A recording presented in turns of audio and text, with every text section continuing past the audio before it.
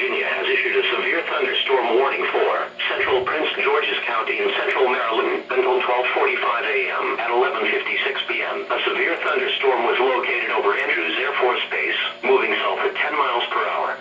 Hazard, 60 miles per hour wind gusts. Source, radar indicated.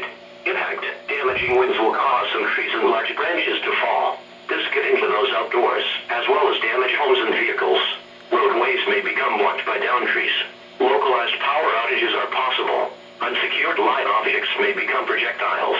Locations impacted include Clinton, Fort Washington, Forestville, Largo, National Harbor, Andrews Air Force Base, Camp Springs, Oxon Hill, Rosaryville, Friendly, Marlton, Temple Hills, Marlow Heights, Accokeek, Brandywine, Baden, Morningside, and Cheltenham.